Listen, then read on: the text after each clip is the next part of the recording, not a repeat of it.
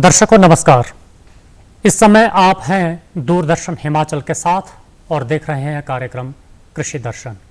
कृषि दर्शन में आप सभी का हार्दिक स्वागत है, अभिनंदन है। आज के इस खास कार्यक्रम में हम बात करेंगे बाजार हस्तक्षेप योजना यानी मंडी मध्यस्थता योजना पर। और इस विषय पर जानकारी देने के लिए आज हमारे साथ हमारे स्टूडियोज़ में हैं उद्यान निदेशालय नवबहार शिमला के उद्यान विभाग की वरिष्ठ विपणन अधिकारी एवं विषयवाद विशेषज्ञ डॉक्टर सुदर्शना नेगी। डॉक्टर नेगी, कार्यक्रम में आपका हार्दिक स्वागत है, अभिनंदन। धन्यवाद। डॉक्टर साहब, जैसा हम देखते हैं कि सेब सीजन आजकल जोरों पर है। हाँ जी। और तमाम तरह की चर्चाएं हैं कि जो सेब है वो कहाँ बेचें और किसानों को और बागवानों को उसके उत्पाद का न्यूनतम समर्थन मूल्य क्या होना चाहिए और कैसे तय किया जाना चाहिए, और किसानों के जो उपज है उसको भरपूर मुनाफा मिले, उचित दाम मिले। ऐसे में अगर हम बात करते हैं मंडी मध्यस्थता योजना की, तो ये मंडी मध्यस्थता योजना और न्यूनतम समर्थन मूल्य, इन दोनों में आप क्या अंतर देखती हैं? आपने बहुत अच्छा प्रश्न पूछा। बहुत सारे लोगों की रिप्रेजेंटेशनें आती है किसानों के, बागवानों की, वो हमेशा यही बोलते हैं कि न्यूनतम समर्थन मूल्य तय किया जाए सेब के लिए। यहाँ पे मैं आपको बताना चाहूँगी किसानों को और बागवानों को, न्यूनतम समर्थन मूल्य केवल कृषि उत्पादों के लिए होता है जो जल्दी खराब नहीं होती है। जहाँ तक हमारा MIS है, मंडी मध्यस्थता योजना या मार्केट इंटरवेंशन स्कीम भी बोलते हैं इसको, ये उन उत्पादों के लिए होता है जो जल्दी खराब होते हैं, जैसे हमारे सेब हुआ, आम हुआ, नींबू प्रजाति के फल हुए, ये है। इसको हम मंडी मध्यस्थता योजना के अंतर्गत प्रापण करते हैं।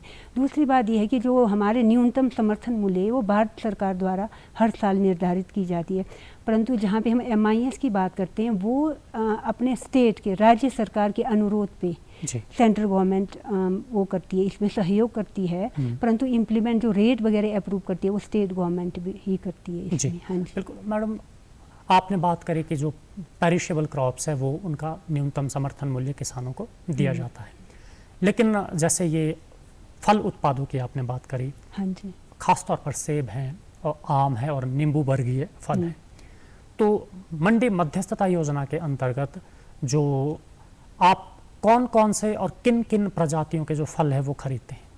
इस समय प्रदेश में हम, जैसे मैं पहले ही आपको बता रही हूँ कि सेब के प्रसंस्करण योग्य जो हम उसको C ग्रेड भी बोलते हैं, प्रोसेसिंग वाले, इसका मेन उद्देश्य ये है कि जैसे किसान और बागवान अपने A और B ग्रेड के उत्पाद को मार्केट में ले जाए और उसका अच्छा प्राइस मिले, उनको अच्छा रेट मिले, और जो C ग्रेड के जो फल है अपने नज़दीक के हमारे जो MIS के सेंटरों के माध्यम से वहाँ बेचे। अगर आप देखेंगे कि किसानों के पास बहुत उत्पाद होता है, जब तैयार होता है तो एट ए टाइम एक ही साथ आप देखते हैं कि फसल तैयार हो जाता है, तो किसानों को ये पता नहीं चलता कैसे करेंगे, ट्रांसपोर्टेशन, ग्रेडिंग कैसे करना, मार्केट दूर है, इतना सारा प्रोड्यूस को मार्केट ले जाना मुश्किल होता है। कई बार क्या होता है कि मार्केट में वो सारे प्रोड्यूस को ले जाते हैं, तो मिक्स जब आप ले जाते हो A B C ग्रेड को, तो वहाँ पे दाम आपको ठीक ढंग से नहीं मिल पाते। तो आज की डेट में ये योजना का मुख्य उद्देश्य तो ये है कि A और B ग्रेड को आपको मार्केट में अच्छा दाम मिले और जो आपका प्रोसेसिंग ग्रेड है उसको भी अच्छा दाम मिले, और विदाउट एनी आप उसमें ग्रेडिंग करने की ज़रूरत नहीं है, आपको पैकिंग करने की ज़रूरत नहीं है। सीधा ही और A B ग्रेड को बिल्कुल अलग करके C ग्रेड वाले जो प्रोसेसिंग के जो फल है उसको आप अपने नज़दीक के प्रापण केंद्र में दे सकते हैं। जी, ग्रेडिंग कैसे करनी चाहिए, इसकी क्या विधि रहती है? जैसे ग्रेडिंग में अगर आप देखेंगे आज की डेट में, पहले तो आप देखते थे कि मतलब लोग मैनुअली करते थे, हाथों द्वारा करते थे, बट आप आजकल सभी जगह हमारे ग्रेडिंग पैकिंग लाइन्स है, वहाँ पे बाज़ार के हिसाब से वहाँ पे ही ग्रेडिंग की जाती है। ज़्यादातर मार्केट में ये होता है आपके पूरा कलर, शेप, साइज़, इसको ध्यान में रखते हुए ग्रेडिंग किया जाता है, और वैरायटी डिफ़र करता है, वैरायटी टू वैरायटी। तो इसमें ये सबसे ज़रूरी है कि आप ग्रेडिंग लाइन्स में या ग्रेडिंग पैकिंग हाउसेस, अगर आप देखेंगे कि हमारे जो HPMC ने भी अपने ग्रेडिंग लाइन्स खोले हुए हैं, इसके अतिरिक्त जो दूसरे प्राइवेट है लोगों ने, पब्लिक, उस पर भी उन्होंने अपने यूनिट्स खोले हैं, वहाँ पर ले जाके आज की डेट में मैनुअली बहुत कम लोग करते हैं, तो वो ग्रेडिंग पैकिंग हाउसेस में ही पैक किया जाता है और वहीं से मार्केट में ले जाते हैं। वहाँ पे जो आपके जो C ग्रेड के फल बचते हैं आप उनको प्रापण संस्थाओं में MIS स्कीम के अंतर्गत दे सकते हैं। जी, आपने जिक्र किया कि C ग्रेड के जो फल हैं, हाँ जी, उनको ही मंडी जो मध्यस्थता योजना के जो आपके केंद्र खुले MIS केंद्र जिन्हें आप कह रही हैं उनमें लाना चाहिए। अगर वो दूसरे फलों को भी आपके केंद्र में लाते हैं तो इससे किसानों को क्या नफ़ा नुकसान रहता है? अगर आप देखो जैसे A, B और C ग्रेड सारे फल ले आते हैं तो रेट तो C ग्रेड के हिसाब से तय किया जाता है, क्योंकि अच्छा। इसमें प्रापण ही प्रोसेसिंग ग्रेड के फलों का होता है, जी। प्रसंस्करण योग्य। तो इसलिए बागवानों को चाहिए कि वो अपने अच्छे फल जो A और B फल को आप अपने नज़दीक के वहाँ पे मार्केट में ले जाए और C ग्रेड को ही दे। अगर कई बार देख रहे हैं कि आजकल मौसम ख़राब है, आप मार्केट में बिल्कुल नहीं ले जा पाते, तब तो ये ठीक है कि वहाँ पे अपने नज़दीक के प्रापण केंद्र में ले जाए। तो हम तो यही सलाह देंगे कि जो आपके अच्छे प्रोड्यूस है अब उसको कोशिश करें कि आप मार्केट ले जाए प्रॉपर ग्रेडिंग पैकिंग करके, और जी। C ग्रेड के प्रोड्यूस को मंडी मध्यस्थता में ले जाए। इसमें आपको भी फ़ायदा है और मार्केट में जो कंज्यूमर होगा उसको भी अच्छे सेब खाने उपलब्ध होंगे उचित दामों पे। ठीक है जी। हाँ जी। अक्सर हम देखते हैं कि किसानों के और फल उत्पादक के मन में ये संदेह रहता है कि ठीक है भाई, हम जो MIS केंद्र खुले हैं अपने उत्पाद को हम वहाँ ले जाएंगे, जो उनका छटके थोड़ा सा कम गुणवत्ता वाला फल बचता है वहाँ हम बेचेंगे, लेकिन उनके दिमाग में फिर ये भी एक संशय रहता है कि वहाँ खरीदारी कौन करेगा। तो MIS केंद्र में क्या उद्यान विभाग खरीदारी करता है या किसी और एजेंसी के माध्यम से उन फल उत्पादों की जो परचेजिंग की जाती है? हाँ जी, ये देखो मंडी मध्यस्थता योजना हमारे उद्यान विभाग की एक स्कीम है जी। तो इस स्कीम को इम्प्लीमेंट करने के लिए सरकार द्वारा HPMC और हिमफेड दो एजेंसियों को, दो संस्थाओं को अप्रूव किया गया, हर साल अप्रूव किया जाता है। और एक बहुत अच्छी बात ये भी है कि इन संस्थाओं के द्वारा दो संस्थाएं इसलिए दिया है ताकि अधिक से अधिक लोगों को बेनिफिट मिले। आज के समय में अगर आप देखेंगे कि सेब मंडी मध्यस्थता योजना के अंतर्गत सब लगभग 312 प्रापण केंद्र अनुमोदित किया गया है। तो ये मुझे लगता है कम से कम 20-25-30 किलोमीटर के रेंज में आपको ये सारी जो सेंटर्स है, प्रोक्योरमेंट सेंटर्स है, ये आप उपलब्ध होंगे।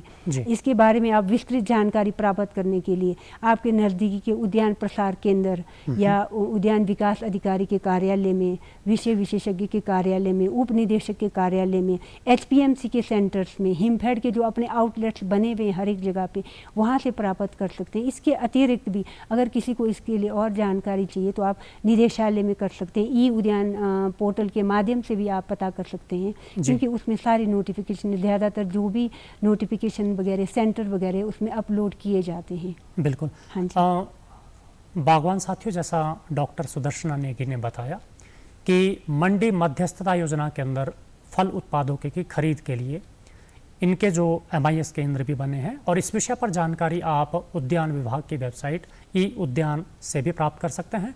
और एक टोल फ्री नंबर भी है जिस पर आप 24/7 कॉल कर सकते हैं। टोल फ्री नंबर मैं आपको बता देता हूँ। ये दूरभाष नंबर है 1800 180 8001, यानी कि 1800 180 और 8001। इस टोल फ्री नंबर पर कॉल करके आप MIS केंद्रों में आपके सेब, आम और नींबू प्रजाति के फलों की खरीद के विषय में तमाम जानकारी ले सकते हैं, और यह बिल्कुल निःशुल्क है। डॉक्टर ने कि वापस आपके पास आना चाहेंगे, जो ये प्रापण केंद्र हैं इनमें फल उत्पादों के खरीद की प्रक्रिया क्या रहती है? इसमें अगर आप देखेंगे तो जैसे हम 35 किलो के बोरियों में लेते हैं वैसे तो, इसलिए बोरियों में भी इसलिए रखा है क्योंकि ट्रांसपोर्टेशन में, क्योंकि उसको ट्रांसपोर्ट करके ले जाना बहुत मुश्किल होता है और किसान अपने नज़दीक में ट्रांसपोर्ट करना आसान है। अगर हम किसी और चीज़ में या पेटियों में लेते तो वही उनको प्रोसेस फॉलो करना पड़ता है जो A-B ग्रेड के लिए करना पड़ता है। और दूसरी बात, सबसे बड़ी बात ये ध्यान रखना पड़ेगा, आप भले ही MIS के में सेब ला रहे हो परंतु उसमें आपका ईथरल का स्प्रे नहीं होना चाहिए, स्कैब से ग्रसित नहीं होना चाहिए, और जो कोई बीमारी से ग्रसित ना हो, और ज़्यादा पके हुए सेब या सड़े हुए सेब बिल्कुल भी ना लाए, क्योंकि अगर हम देखते हैं कि एक सड़ा हुआ सेब अगर आप बोरी में डालते हो तो वो सारे और फल को भी ख़राब कर देते हैं।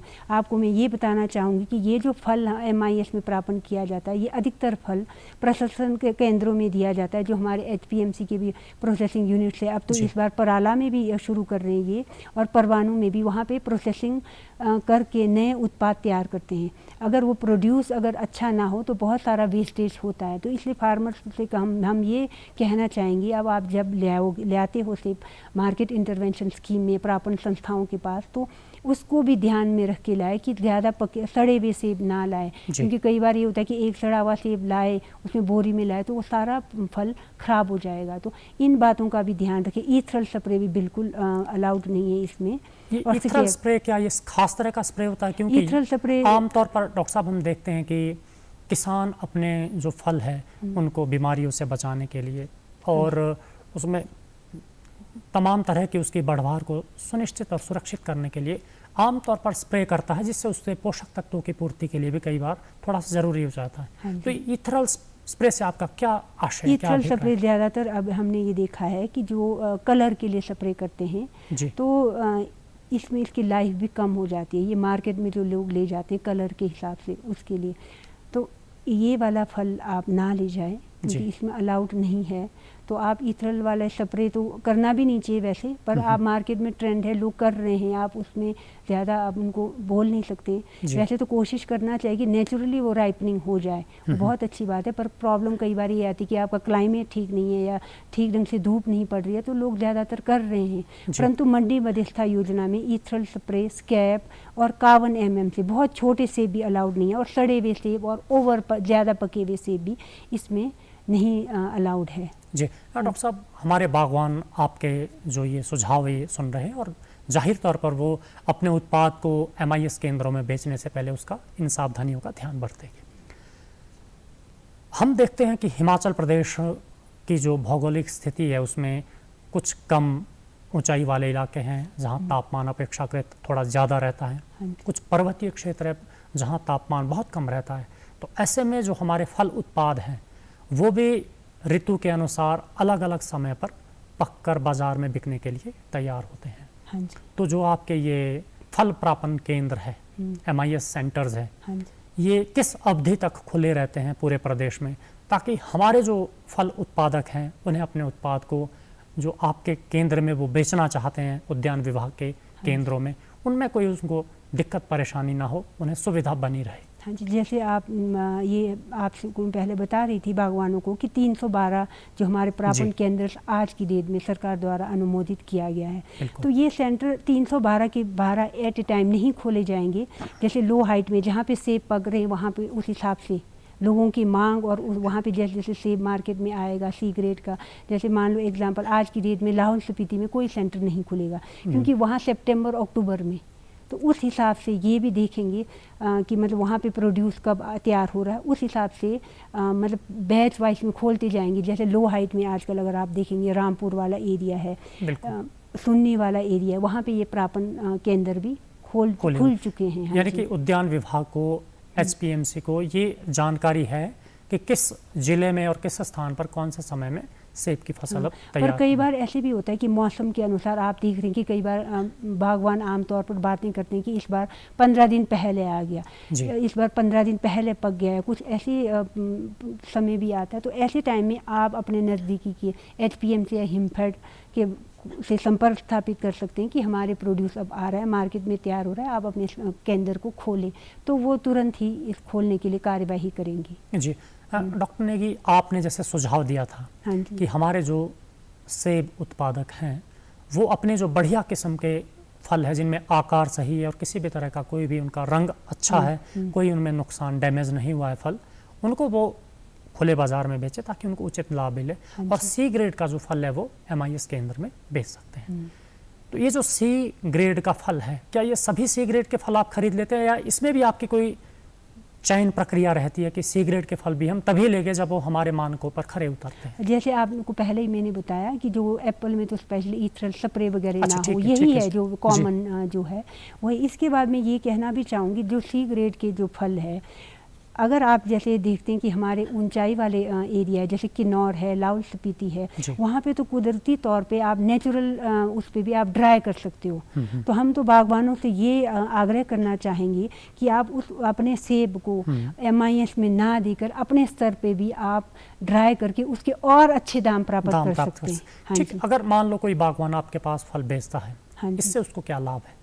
जैसे हमारे पास फल बेचता है तो सबसे पहली बात तो ये कि जब वो डायरेक्टली उस ना लगे तो इनडायरेक्टली ये है कि कुछ जो उत्पाद है जो कुछ हमारे पास, जैसे मैं आपको बता रही हूँ पिछले बार ये हुआ 2022 में लगभग 86,000 मीट्रिक टन हमने प्रापण किया है हमारे मंडी मध्यस्थता योजना के अंतर्गत।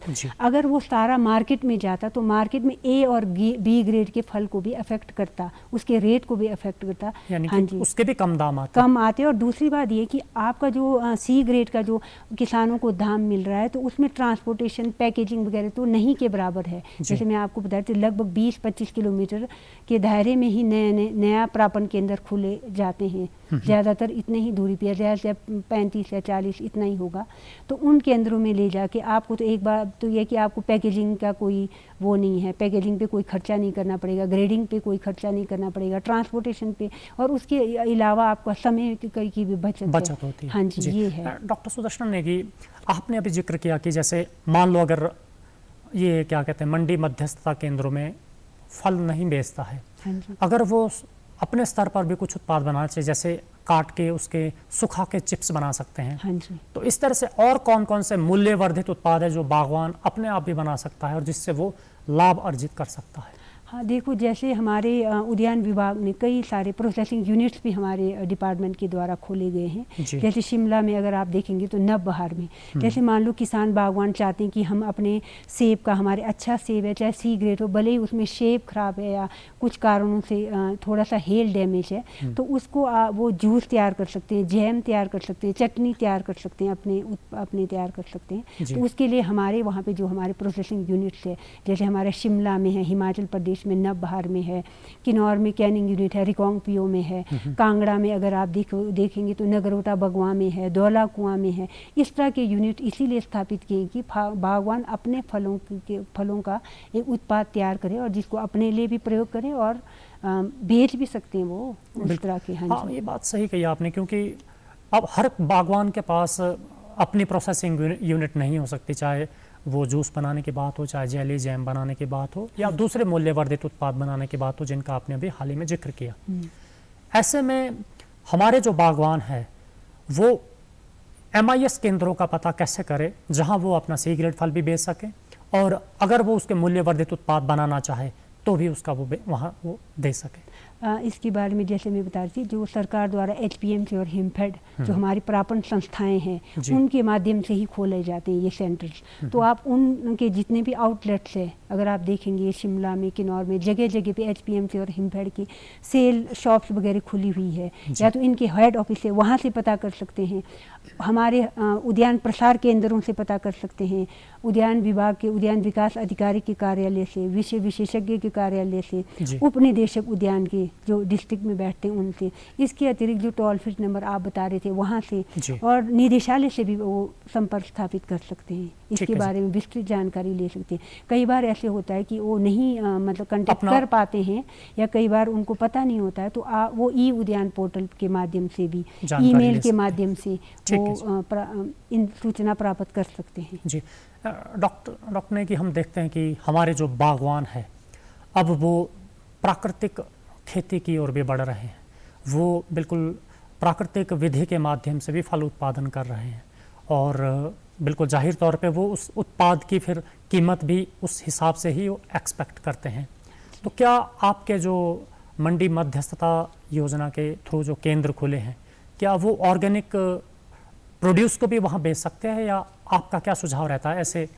वैसे तो मतलब कोई अपने ऑर्गेनिक उत्पाद को भी लाना चाहे तो उसमें कोई मना ही नहीं है, वो तो सी ग्रेड के सभी तरह के फलों को भी लेंगे, परंतु ये है कि जो रेट तय किए गए हैं, जो मूल्य तय किए गए हैं, वो सिर्फ प्रसंस्करण जो प्रोसेसिंग ग्रेड के लिए ही तय किए गए हैं, तो उसमें किसानों को इतना फ़ायदा नहीं होगा। तो जहाँ तक आप ऑर्गेनिक की बात करें, हम ऑर्गेनिक में तो ये बोलेंगे बागवानों को, ऑर्गेनिक के जितने भी प्रोड्यूस होते हैं, अगर आप देखेंगे तो ऑर्गेनिक का जो प्रोड्यूस होगा वो हर एक मार्केट में लोग ऑर्गेनिक के प्रोड्यूस को खरीदने के लिए तैयार रहते हैं। तो वो अपने ऑर्गेनिक प्रोड्यूस को उस तरह से पैकेजिंग करके, छोटे छोटे पैकेजिंग में करके, जैसे 5 किलो के 10 किलो के पैकेजिंग में पैक करके अपने नज़दीक के मार्केट में दे सकते हैं। तो वो अच्छे उसका आय प्राप्त कर सकते हैं, उसके अच्छे प्राइस भी मिल जाएंगे आपको। ठीक है जी। हाँ जी।